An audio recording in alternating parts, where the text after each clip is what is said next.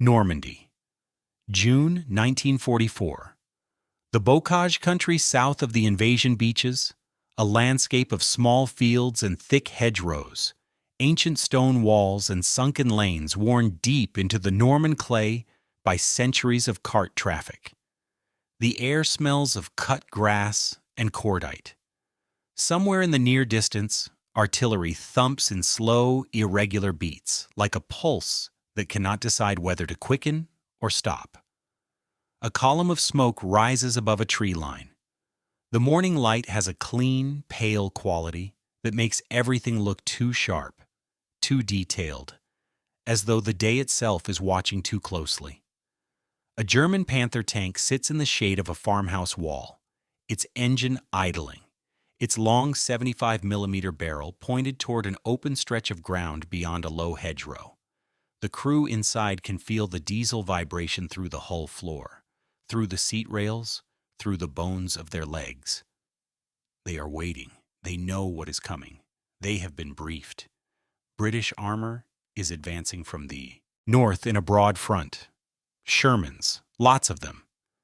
The Panther commander is scanning through his optics. He has done this many times before. He knows the shape of a Sherman the way a hunter knows the silhouette of a deer. The flat-topped turret, the distinctive sloped hull, the stubby 75mm gun, barely longer than the width of the turret face. It is a tank built for quantity, not lethality. And the German crew knows this. They have the range advantage. They have the armor advantage. If they fire first, from this distance, the Sherman's return shot will likely bounce off the Panther's glacis plate. This is not hope. This is arithmetic. The Panther's front plate is 80mm thick, sloped at 55 degrees, yielding an effective thickness that exceeds 140mm. The Sherman's standard gun cannot defeat that at anything beyond close range. The Panther can. The first Shermans appear at the far end of the field, 4 of them, olive drab. Hulls moving in a staggered line, tracks clinking over the soft ground, antennas whipping. They look the same. They always look the same. Identical boxy turrets, identical short guns. The commander of the Panther orders his gunner to pick a target. The gunner begins to lay his crosshairs on the lead vehicle. Then something unexpected happens. Before the Panther can fire, before the gunner finishes his traverse, one of the Shermans at the edge of the formation fires first. Not from the front of the column, from the flank. A single sharp crack that rolls across the field and arrives a fraction of a second after the round does. The Panther shudders. A brilliant flash erupts along the seam of its turret ring. Smoke boils from the hull within seconds. The crew does not emerge. There is no time. The ammunition stored along the interior walls catches, and the vehicle convulses with secondary detonations, flames clawing out through every hatch, every seam, every gap in the armor. Another German tank, a second Panther farther back in the tree line, begins to traverse. It does not finish. The same Sherman fires again. The same result. A flat crack. A streak across the field too fast to follow with the eye, and a detonation that splits the morning air. The second Panther is burning. Inside the surviving German tanks, confusion spreads fast. These are Shermans. They look like Shermans. They move like Shermans. But Shermans are not supposed to do this. Shermans are not supposed to kill Panthers from the front at this range. Something is wrong. Something in that formation is not what it appears to be. They are right. Something is hiding in that column. One of those Shermans carries a different gun, a longer gun, a gun that fires a 17-pound armor-piercing round at nearly 3,000 feet per second, a gun that can punch through a Panther's turret face at 1,000 meters, a gun that the crew has deliberately disguised, painting the forward half of the barrel with white countershading to make it look shorter than it is. From a distance, through optics clouded by stress and dust and adrenaline, it looks like every other Sherman in the line. It is not. It is a Sherman Firefly. And by the time the Germans recognize it for what it has already fired. To understand why the Firefly mattered, you have to understand what the Germans believed about themselves, and that belief, by the middle of 1944, was not irrational. It was grounded in real performance, real technology, real victories. German tank crews in Normandy did not fear the standard Sherman. They respected its numbers, they acknowledged its reliability. But in a one-on-one engagement, at the distances that defined most armored combat in the European theater, the average Sherman was simply outmatched. The reason was not complicated. It was physics. The Panther, which Germany had introduced in 1943, carried a 75mm KWK-42 gun with a barrel 70 calibers long. That meant the barrel was over 5 meters in length. It fired a relatively small shell, but the enormous barrel and heavy propellant charge gave it a muzzle velocity that allowed it to defeat most Allied frontal armor at ranges exceeding 1,000 meters. The Tiger I, heavier and slower, mounted the legendary 88mm KWK-36, a weapon so feared that its name alone had become a kind of shorthand for German lethality. Both tanks carried frontal armor thick enough to shrug off the standard 75mm rounds fired by the Sherman at most practical combat ranges. This asymmetry shaped everything.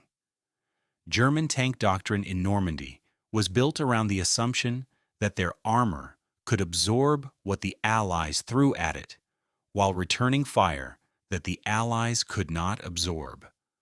At 1,000 meters, a Panther could kill a Sherman. At 1,000 meters, a Sherman could not kill a Panther from the front. The calculus was that simple. And in the open fields around Caen, where British and Commonwealth forces faced over 70% of all German armor deployed during the Normandy campaign, that calculus was tested daily, in blood and burning steel. German confidence was not just swagger. It was reinforced by experience.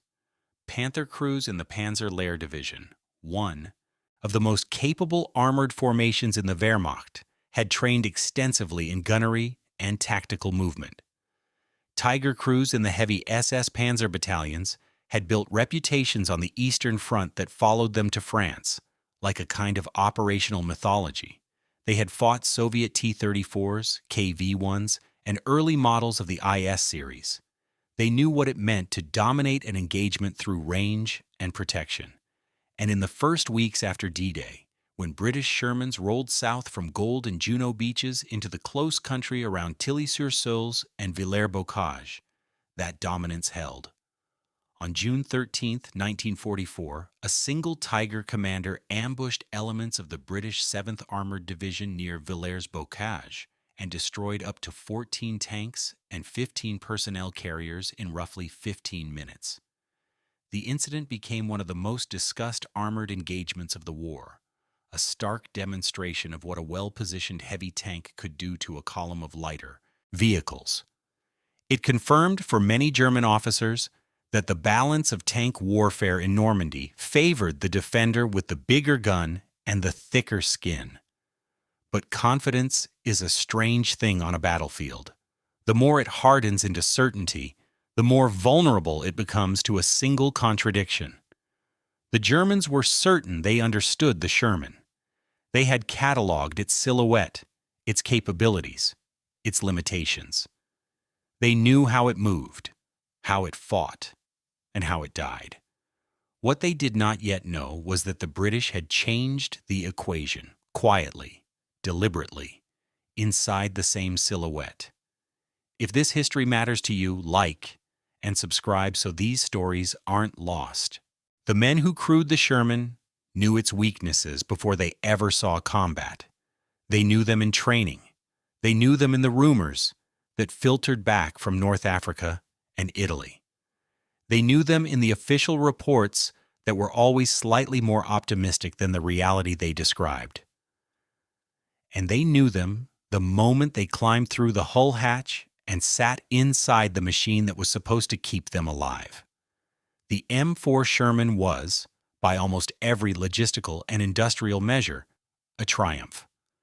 American factories produced nearly 50,000 of them during the war. They were mechanically reliable, reasonably fast, and comparatively easy to maintain in the field.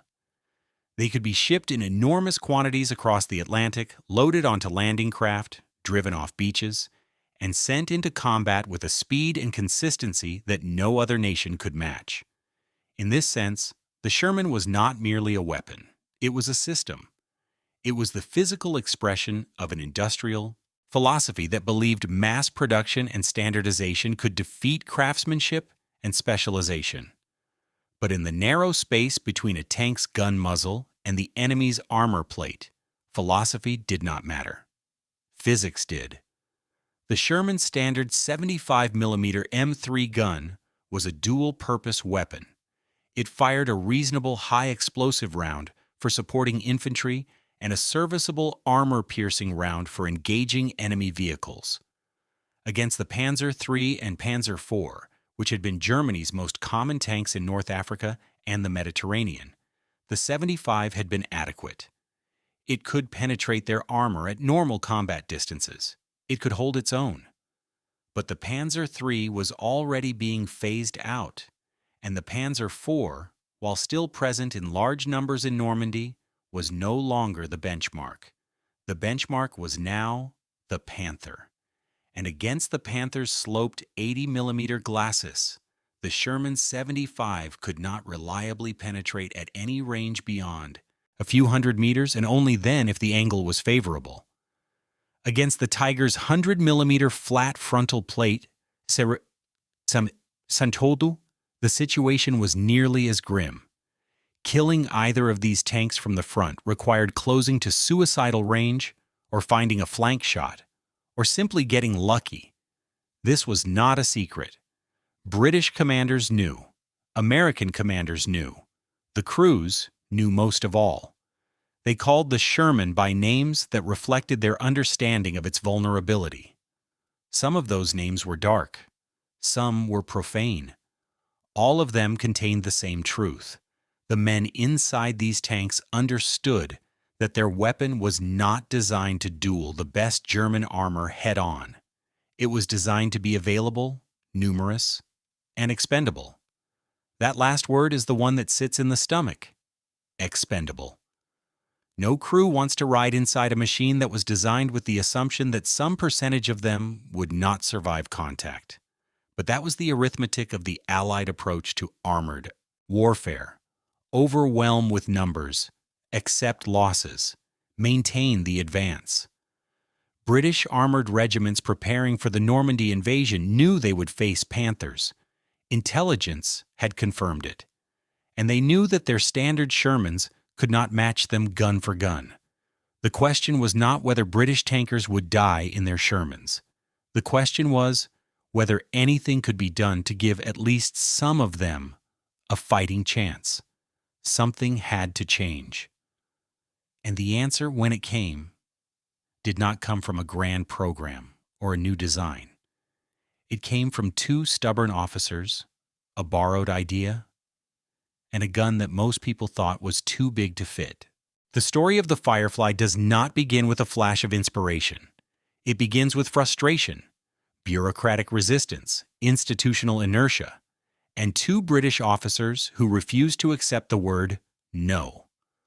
The gun that would change everything was the Ordnance QF 17-pounder. It was a dedicated anti-tank weapon designed from the outset to defeat the heaviest armor the Germans could field. It fired a 76.2mm round at extremely high velocity. With standard armor-piercing capped ammunition, it could theoretically penetrate roughly 163mm of armor at 500 meters. With the more exotic discarding sabot rounds, that figure climbed beyond 250mm. In practical terms, the 17-pounder could kill a Tiger from the front. It could kill a Panther from nearly any angle. It was, by most informed assessments, one of the most powerful anti-tank guns fielded by any nation during the war, and one of the few Allied weapons that could genuinely compete with Germany's 88. The problem was putting it inside a tank.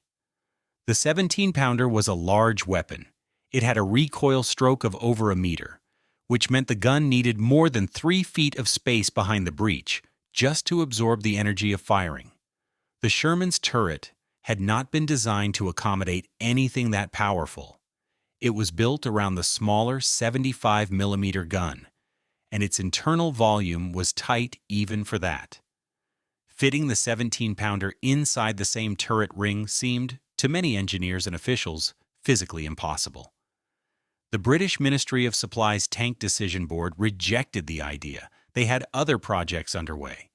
The Challenger, a new cruiser tank built specifically to mount the 17-pounder, was in development. The Cromwell was being designed with a high-velocity 75 in mind. Surely these purpose-built platforms would be ready in time. There was no need, the board argued, to waste effort on a conversion that would probably never work. But Major George Brighty disagreed. Working at the Lulworth Armored Fighting School, Brighty had begun experimenting with the concept as early as 1943.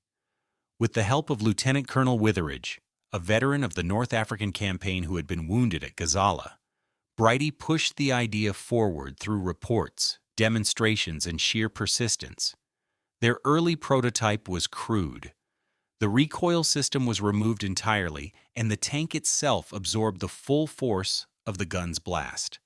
It was violent, impractical, and uncomfortable for the crew, but it proved one critical thing: the gun could physically fit inside the turret. The real engineering work fell to W.G.K. Kilburn, a Vickers engineer working for the Directorate of Tank Design. Kilburn took the raw concept and transformed it into something that could actually be manufactured and fielded.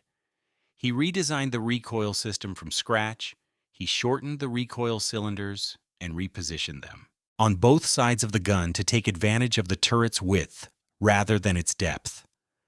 He rotated the gun breech 90 degrees so the loader could work from the left rather than loading from above. He had the radio moved out of the turret entirely, welding an armored box, a bustle, onto the rear of the turret to house it. He cut a new hatch into the turret roof so the loader could escape quickly if the tank was hit, since the massive breach now blocked his path to the commander's hatch. One of the most consequential changes was also one of the simplest. To make room for the 17-pounder's larger ammunition, the hull gunner's position was eliminated. The bow machine gun was removed, its aperture plated over, and the space was converted into an ammunition bin. This reduced the crew from 5 to 4. It also meant one fewer man to share the fear, the noise, the heat, and the work of keeping a tank alive in combat. By late 1943, enthusiasm for the project had begun to grow. The Challenger program was suffering delays. The Cromwell could not accommodate the high-velocity gun. The Firefly conversion was suddenly the only option that could be ready in time for the invasion. Winston Churchill himself declared it the highest priority. An order for 2,100 units was placed before final testing had even been completed. The modification was not elegant. It was not the kind of clean, purpose-built solution that engineers preferred, but it worked. And the 17-pounder rounds it fired did not care whether the turret they came from was pretty. By early 1944, the first production Fireflies began arriving at British armored regiments, preparing for Overlord. They came not as replacements for the standard Sherman, but as supplements, one per troop, sometimes two. The idea was to embed them within existing formations, so that every small unit of 4 or 5 tanks would contain at least one vehicle capable of engaging German heavy armor at standard combat ranges.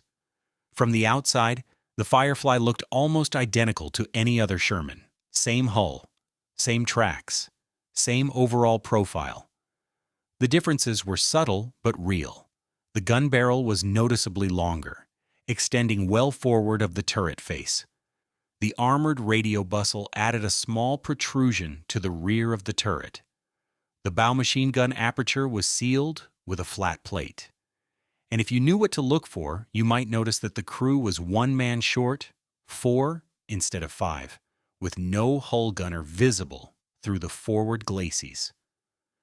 But at combat distances, through gun sights or binoculars, in the dust and smoke and stress of battle, these differences were easy to miss, especially if someone had taken steps to make them even harder to see.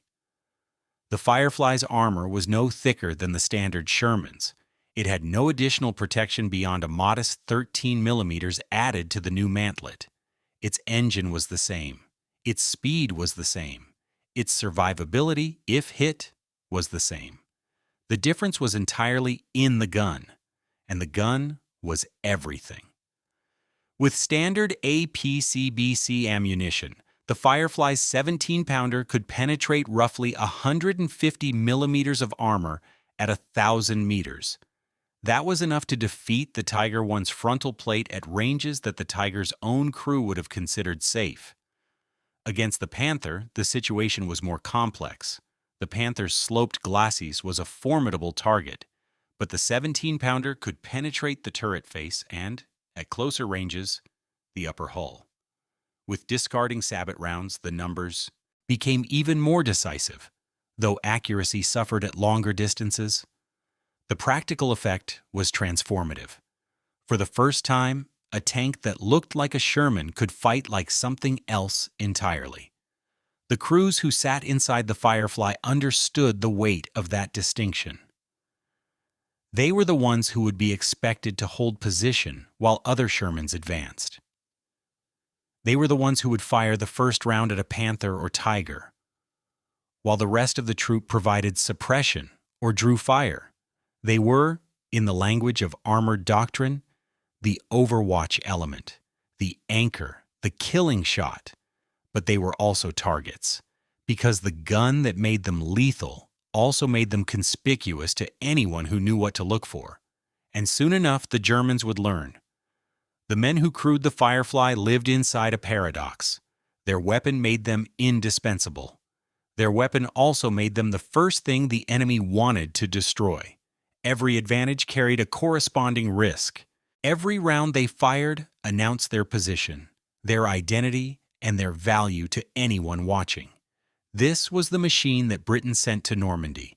Not a super tank, not a breakthrough design, a stopgap, a conversion, a powerful gun jammed into a turret that was never meant to hold it, crewed by 4 men who knew they were carrying the hopes of their entire troop inside a hull no thicker than the one next to them.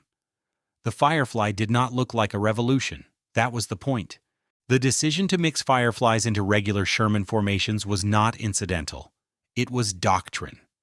And the logic behind it was as much psychological as it was tactical. A single Firefly operating alone would have been a priority target. Its long barrel, once identified, would have drawn every available German gun. But placed among 3 or 4 standard Shermans, the Firefly became harder to isolate. It blended into the formation. It became one shape among several, one turret among many, one barrel in a row of barrels that all looked roughly similar from 800 meters away. To make the deception more effective, Firefly crews took additional measures. The most common was a form of countershading camouflage applied to the gun barrel itself. The forward half of the barrel, the portion that extended beyond what a standard 75mm gun would show, was painted white on the underside. The idea was simple.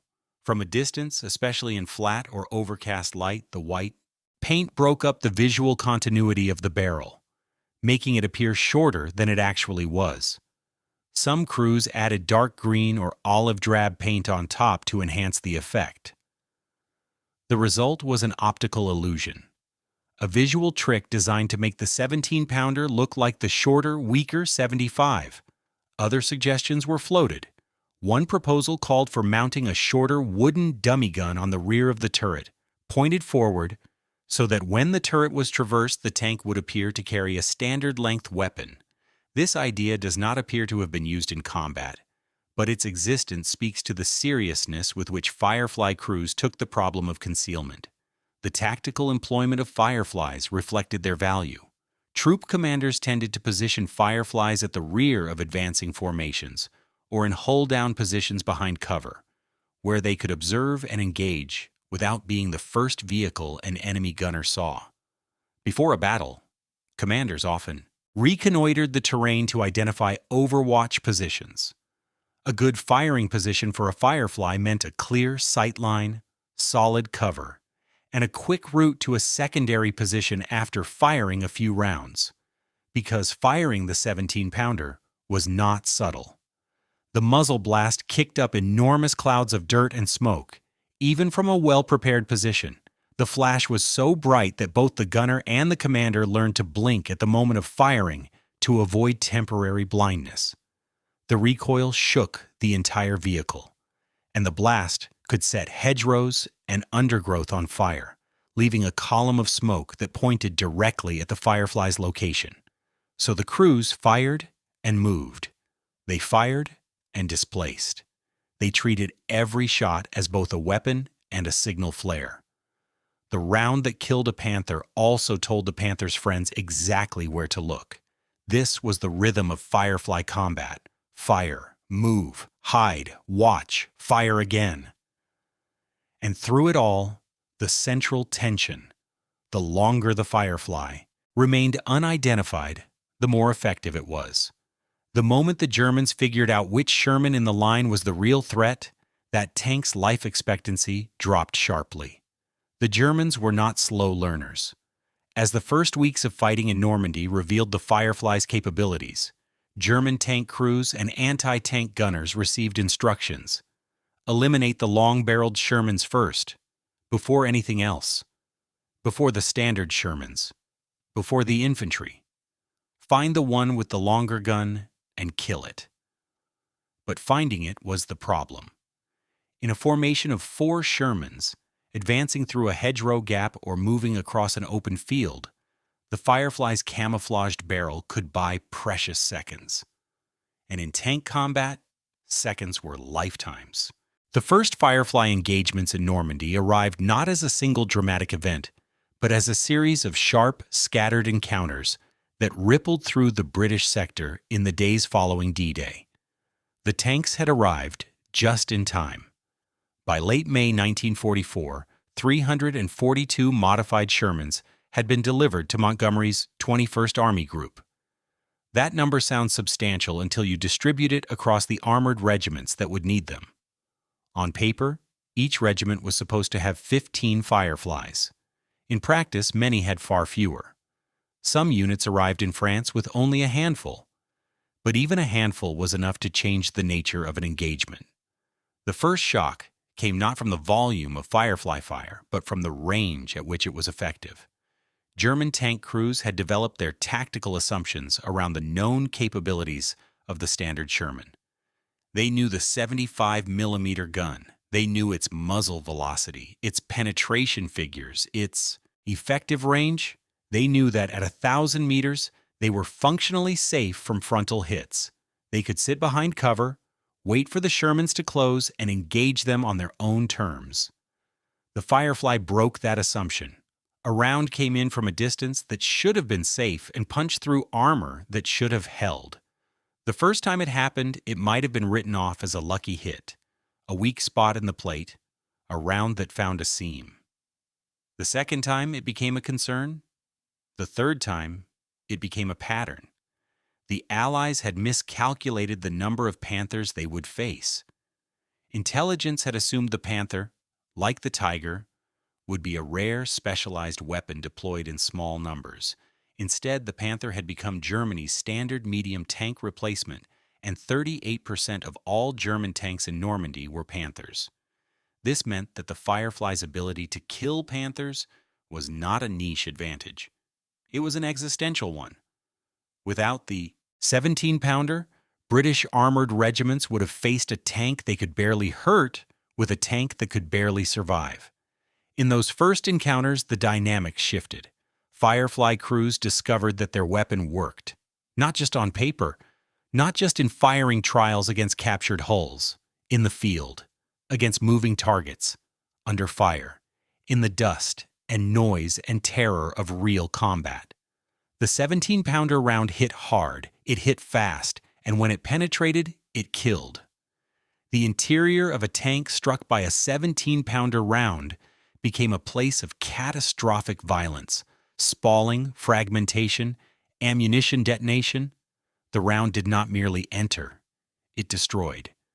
And the German crews who survived contact with Fireflies began to report something new, something that had not been in their briefings or their training. Some of the Shermans were different. Some of the Shermans could kill them. The reports filtered up through German command channels. The word spread among tank crews, the way all tactical knowledge spreads in war, through whispered warnings, through the study of burned-out wrecks, through the silence of friends who did not come back. Something in the Sherman line was not what it seemed. And the old certainty, the comfortable assumption that every Sherman was a manageable threat, began to crack. The village of Langevre sits in the rolling Norman countryside south of Bayeux, along the roads that connect the invasion beaches to the deeper interior.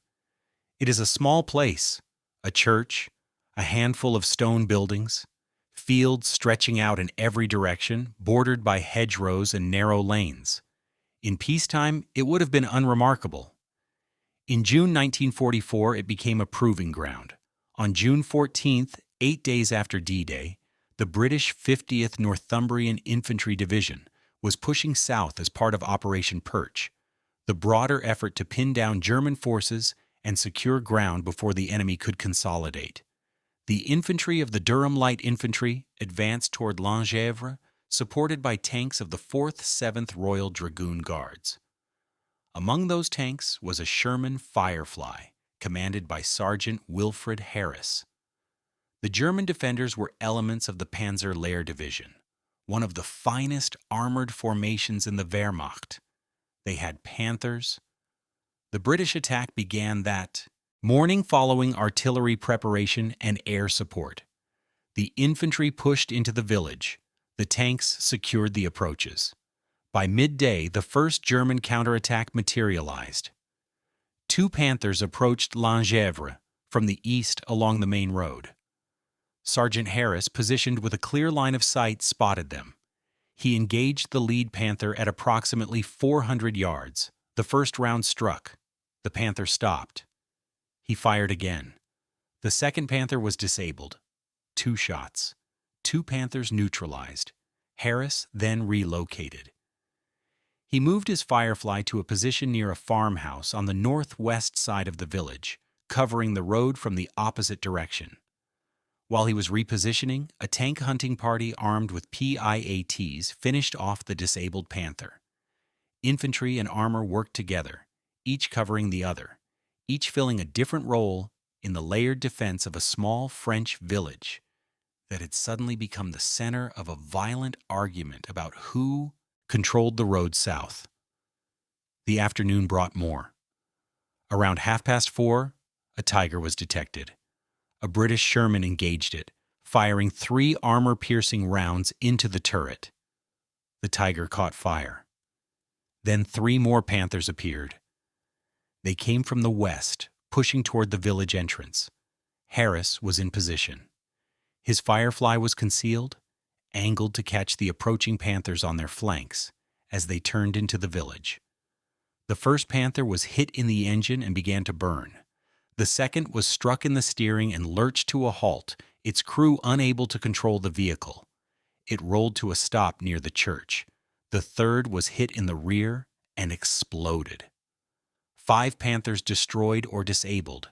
5 rounds fired by Sergeant Harris and his gunner, Trooper McKillop.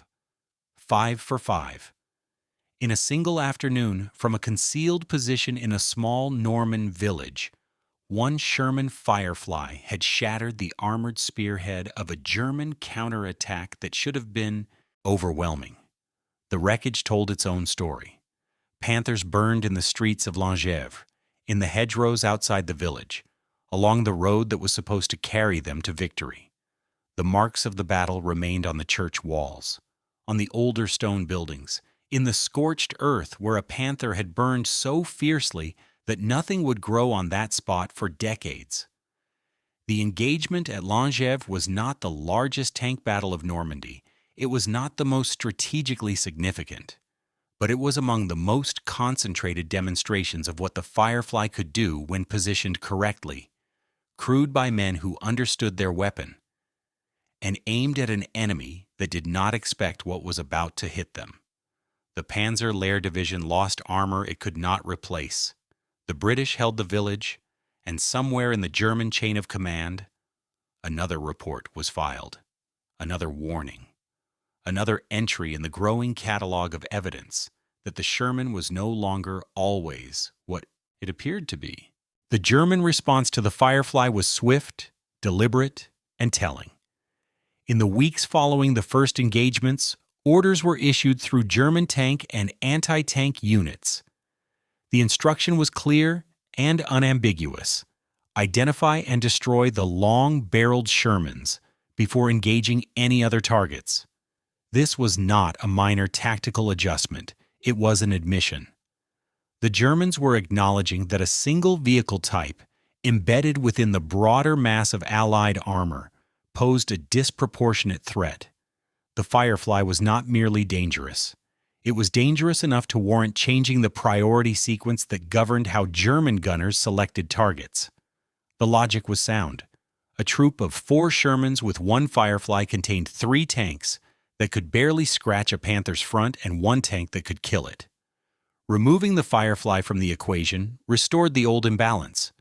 Without the Firefly, the remaining Shermans were back to being manageable threats, tanks that had to close to suicidal range or find a flank shot to have any hope of a kill.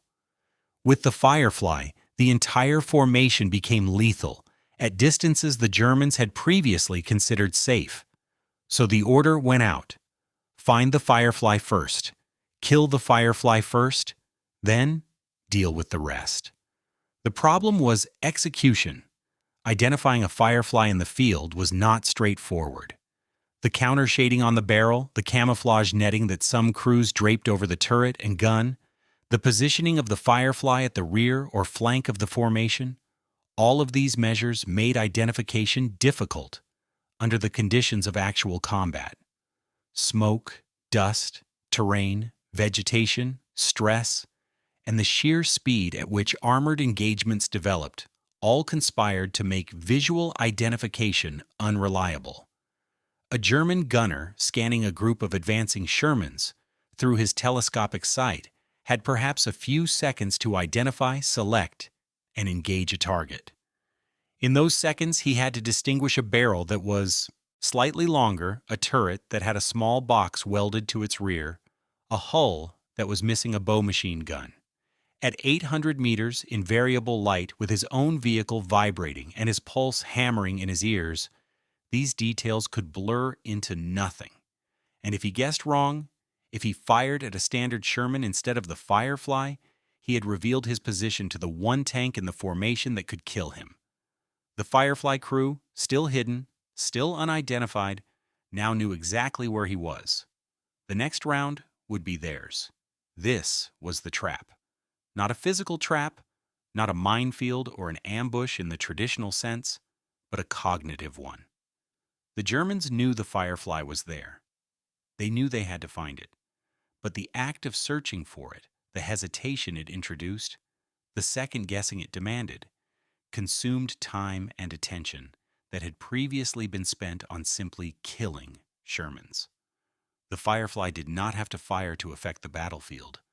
Its mere presence in a formation created doubt, and doubt in armored combat was a weapon as real as any shell.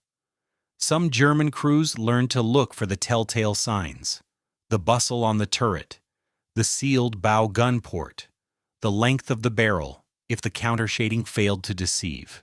But learning took time, and time, in Normandy, was paid for in lives. The institutional memory of the German armored forces began to carry a new entry. The Sherman was no longer a single category. It was 2 categories disguised as one, and the inability to reliably distinguish between them became a source of anxiety that no amount of training could fully resolve. The Firefly's greatest contribution to the Allied war effort may not have been the tanks it destroyed. It may have been the tanks it prevented from acting with confidence. Fear is an imprecise word for what the Firefly introduced to the German armored experience. It was not the blind, overwhelming terror of a barrage or a bombing raid. It was something quieter and more corrosive. It was uncertainty, the specific, targeted uncertainty of not knowing which Sherman in a group of Shermans was the one that could kill you. Before the Firefly, a German Panther or Tiger commander approaching a formation of Shermans could make a series of assumptions that simplified his decision-making. He knew his armor could absorb their fire at most combat ranges. He knew his gun could destroy them. He knew that time was on his side, that every second the Sherman spent closing the distance was a second in which he could fire another round. These assumptions reduced the cognitive load of combat. They allowed him to act quickly, aggressively, and with reasonable confidence in the outcome. The Firefly destroyed that cognitive framework. Now every formation of Shermans might contain a weapon that could kill his tank with a single, well-placed shot. He could not know which one it was until it fired. He could not assume he was safe at range. He could not assume that the first Sherman in line was the most dangerous one. He had to consider the possibility that the most dangerous tank in the formation was the one he could not identify. The one sitting behind the others, waiting for him to commit. This is the nature of psychological warfare at the tactical level. It does not require deception on a grand scale. It requires just enough uncertainty to slow the enemy's decision cycle by a fraction of a second. In armored combat, where engagements are decided in the span of a few heartbeats, that fraction was enormous. The effect was cumulative. Each engagement in which a Firefly killed a Panther or Tiger reinforced the lesson. Each report that filtered through German units added another layer of caution. German tank commanders who had once advanced aggressively against Sherman formations began to hesitate. They began to scan more carefully, to hold fire a beat longer, to consider whether the target they were about to engage might have a 17-pounder pointed back at them. Hesitation is the opposite of initiative, and initiative in armored warfare is often the difference between survival and destruction. The Firefly did not need to be present in every engagement to produce this effect. It only needed to be present in enough engagements that the Germans could never be certain it was absent. The possibility of a Firefly was nearly as effective as the reality of one. A German commander approaching a group of 4 Shermans who knew that 1 in 4 might be a Firefly had to treat all 4 as potential killers. That changed how he moved, how he positioned, how he prioritized targets, and how long he spent in the open. The Firefly turned the act of identifying enemy vehicles, a routine skill that every tank crew practiced, into a high-stakes gamble. Recognition, which had once been a source of confidence, became a source of anxiety. The familiar shape of the Sherman, which had once signaled a manageable fight, now carried an asterisk. Any one of them might be different. Any one of them might end you. This is what happens when you weaponize familiarity. You do not just kill the enemy, you make the enemy distrust what he sees. You make his experience work against him. You turn his confidence into a liability. The Firefly did not beat German armor by being a better tank. It beat German armor by being a better trick. As the summer of 1944 wore on and the Normandy campaign ground through its bloody middle phase into the breakout that would follow Operation Cobra, the Firefly's role evolved. It was no longer a surprise. The Germans knew it existed. They had adapted their tactics to account for it, but adaptation and neutralization are not the same thing. The Firefly continued to be effective precisely because its fundamental advantage, a powerful gun hidden in a familiar hull, could not be countered by tactical adjustments alone. The only real counter was to build better optics, train sharper gunners, and hope to identify the Firefly before it fired. None of these were reliable solutions. The supply of Fireflies increased through the summer and autumn, By early 1945, some regiments had 2 Fireflies per troop, bringing the ratio to 1 killer for every 2 standard Shermans. This further complicated the German identification problem. The more Fireflies there were, the greater the probability that any given Sherman was the lethal variant, and the less effective the old strategy of hunting for the single long barrel in a group of short ones. The Firefly fought across France, through Belgium, into the Netherlands, and eventually into Germany itself. It served with British, Canadian, Polish, and other Commonwealth units. It fought at Caen, in the Falaise Pocket, during Operation Market Garden, at the Battle of the Bulge, and in the final drive across the Rhine. On August 8, 1944, during Operation Totalize, a Firefly gunner named Joe Ekins of the 1st Northamptonshire Yeomanry engaged a group of Tiger tanks advancing across open ground south of Caen, near Saint-Aignan-de-Craminil. Ekins, who had fired only a handful of practice rounds before seeing combat, destroyed 3 Tigers in roughly 12 minutes from a concealed position in a wood. The engagement remains one of the most discussed Firefly actions of the war, in part because one of the Tigers may have belonged to Germany's most celebrated tank commander, whose career ended that morning in a fireball that blew the turret off his vehicle. The identity of the killing shot remains debated among historians, with some crediting Ekins and others pointing to Canadian Shermans operating nearby. But the fact that a Firefly was central to the destruction of multiple Tigers in a single engagement underscored the weapon's tactical significance. It was not a fluke. It was not luck. It was what the weapon was designed to do. The Firefly's statistical record tells a story that contradicts the common assumption about Sherman vulnerability. Despite being a high-priority target for German gunners, Fireflies appear to have been knocked out at a lower rate than standard Shermans. This was likely a function of how they were employed, rather than any inherent survivability advantage.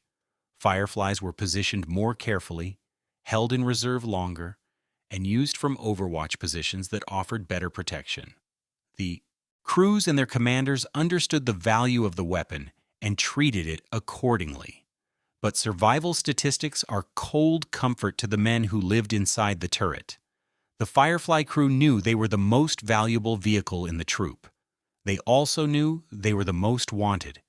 Every engagement carried the double weight of being both the primary offensive weapon and the primary defensive liability. They could kill the enemy's best tanks. The enemy knew it, and the enemy was looking for them. The war in Europe ended in May 1945. By then, the Firefly had been rendered partially obsolete by the introduction of the Comet, which mounted a weapon derived from the 17-pounder in a purpose-built turret, and by the approaching arrival of the Centurion, which would define British tank design for the next generation. Between 2,100 and 2,200 Fireflies were produced during the war. They served with distinction in every major campaign after Normandy, but the numbers and the dates do not capture the full measure of what the Firefly accomplished. That requires something harder to quantify. The legacy of the Sherman Firefly is not a story about a tank. It is a story about an idea. The idea that you can defeat a superior enemy not by matching his strength, but by hiding yours inside something he thinks he already understands. The Germans built the Panther and the Tiger to dominate the battlefield through firepower and protection. They succeeded. Their tanks were, in many measurable respects, superior to the standard Sherman. This was not propaganda. It was engineering reality, and German doctrine was built on the assumption that this superiority would hold, that the Sherman would remain the Sherman, that the silhouette they had cataloged and the capabilities they had memorized would remain constant. The Firefly exploited that assumption. It did not try to out-armor the Panther or outrun the Tiger. It did not attempt to be a better tank in the comprehensive sense. It attempted only one thing: to place a gun capable of killing the best German armor inside a vehicle that the Germans had already dismissed as a lesser threat. The modification was difficult, but not revolutionary. The engineering was clever, but not elegant. The result was a weapon that worked not because it was the best possible solution, but because it was the most deceptive one. This is the deeper lesson of the Firefly. On a battlefield dominated by recognition, where survival depended on the ability to quickly identify threats and respond accordingly, the most dangerous weapon was one that could not be easily identified. The Firefly punished the act of recognition itself. It made the familiar shape of the Sherman into a source of uncertainty rather than confidence. It turned German experience into a liability. Every Panther crew that had fought standard Shermans and survived carried a set of expectations into their next engagement. The Firefly violated those expectations, and the penalty for being wrong was absolute. War rewards adaptation. The side that can change faster, react sooner, and solve problems with whatever materials are at hand tends to outlast the side that relies on fixed advantages. The Firefly was adaptation in its purest form. It was not a new weapon. It was an old weapon redesigned. It was not a new concept. It was an existing concept applied in an unexpected way. It was not a decisive superweapon that single-handedly won the armored war in Europe. It was one tool among many, fielded in insufficient numbers, crewed by men who were often undertrained, and employed in a campaign that consumed vehicles and crews at a rate that no single innovation could offset. But it mattered. It mattered because it gave British and Commonwealth tank crews a way to fight back. It mattered because it forced the Germans to reconsider assumptions they had built their tactics around. It mattered because it introduced a variable that could not be controlled for, a familiar shape that might contain an unfamiliar danger. And it mattered because it proved that in the industrial, attritional, grinding arithmetic of the Second World War, cleverness could still count. The Firefly did not end the war, but it changed the way the war was fought, one turret at a time, one round at a time, one moment of German doubt at a time. Somewhere in Langevre, there is a gap in a hedgerow where nothing has grown since 1944. The soil still remembers the heat of a burning panther, destroyed by a weapon that looked exactly like the thing it was not. That is the Firefly's legacy. Not just the kills, not just the penetration figures, the silence afterward, the empty space where certainty used to be, and the quiet, irreversible knowledge that the next Sherman might be different.